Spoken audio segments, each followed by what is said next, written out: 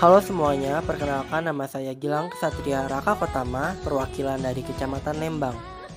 Di sini saya akan membuat video mengenai stunting. Apa itu stunting?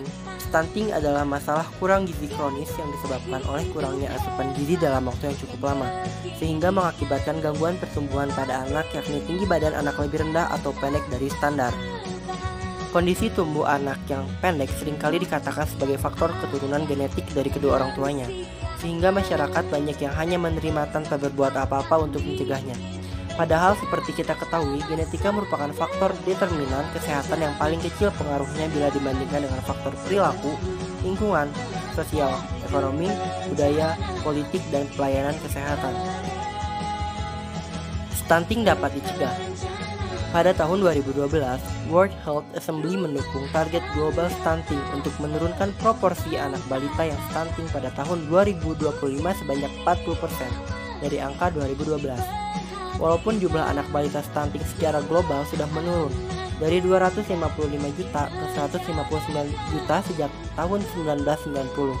Namun, penurunan tersebut tidak terlalu cepat dan masih jauh dari target untuk memenuhi target stunting global. Di Indonesia, masalah stunting pada balita masih cukup serius. Angka nasional ialah 37,2%.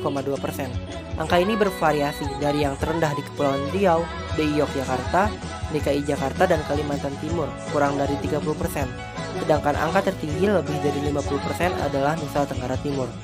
Tidak berubahnya prevalensi status gizi kemungkinan besar disebabkan oleh belum meratanya pemantauan pertumbuhan anak-anak balita. Hal ini terlihat dari kecenderungan proporsi balita yang tidak pernah ditimbang 6 bulan terakhir. Itu semakin meningkat dari 25,5% pada tahun 2007 menjadi 34,6% pada tahun 2013. Terdapat beberapa indikator kesehatan calon ibu yang memiliki resiko tinggi melahirkan anak stunting, diantaranya usia melahirkan ibu kurang dari 20 tahun, gizi calon ibu dan kadar anemia calon ibu. Berdasarkan data riset kesehatan dasar tahun 2018, terjadi anemia pada ibu hamil usia 15 sampai dengan 24 tahun sebanyak 41%, sedangkan 35% kekurangan gizi kronis remaja putri usia 15 sampai dengan 19 tahun, dan pada usia 20 sampai 24 tahun sebanyak 23%. Salah satu fokus pemerintah saat ini adalah pencegahan stunting. Upaya ini bertujuan agar anak-anak Indonesia dapat tumbuh dan berkembang secara optimal dan maksimal, dengan disertai kemampuan emosional, sosial, dan fisik yang siap untuk belajar, serta mampu berinovasi dan berkompetisi di tingkat global. Terdapat 3 hal yang harus diperhatikan dalam pencegahan stunting, yaitu perbaikan terhadap pola makan, pola asuh, serta perbaikan sanitasi dan akses air bersih. Tutur Menteri Kesehatan Republik Indonesia, Nila Farid Muluk. Program Padat Karya Tunai Desa merupakan program yang mengutamakan sumber daya lokal, tenaga kerja lokal, dan teknologi desa. Program ini memiliki 4 pilar, yaitu 1. Meningkatkan perekonomian masyarakat desa. 2. Menurunkan angka pengangguran masyarakat desa melalui kegiatan swakelola.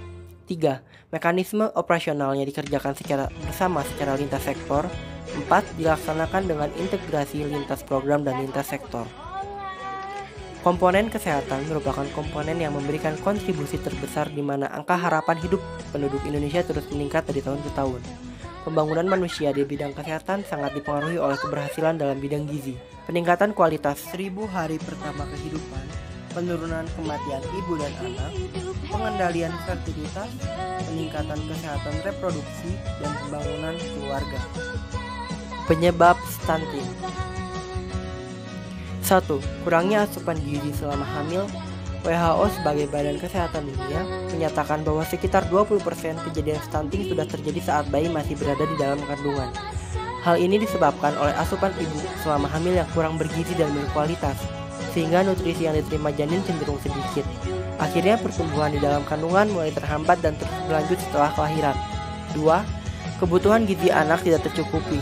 Selain itu, kondisi ini juga bisa terjadi akibat makanan balita saat masih di bawah usia 2 tahun yang tidak tercukupi.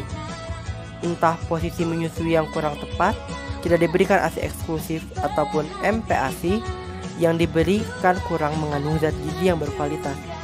Banyak teori yang menyatakan bahwa kurangnya asupan makanan juga bisa menjadi salah satu faktor utama penyebab stunting, khususnya asupan makanan yang mengandung zinc, zat besi, serta protein ketika anak masih berusia balita. Ciri-ciri stunting. 1. Pertumbuhan melambat. 2. Wajah tampak lebih muda dari anak seusianya. 3. Pertumbuhan gigi terlambat. 4. Performa buruk pada kemampuan fokus dan memori belajarnya.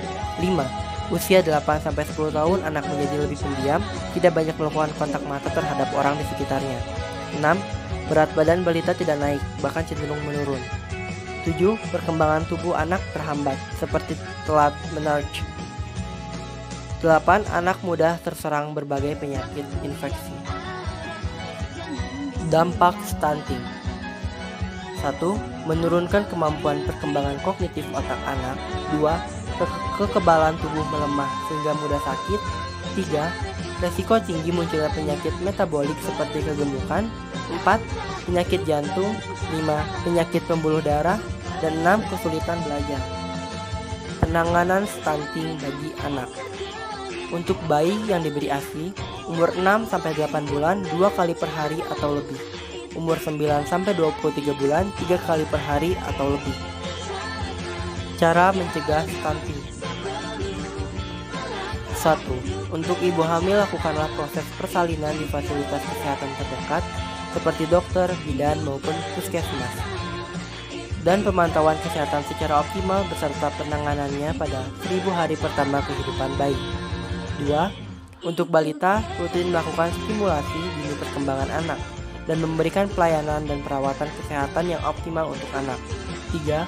Untuk anak sekolah, rutin memberikan asupan gizi sesuai kebutuhan harian anak dan mengajarkan anak pengetahuan terkait gizi dan kesehatan. 4.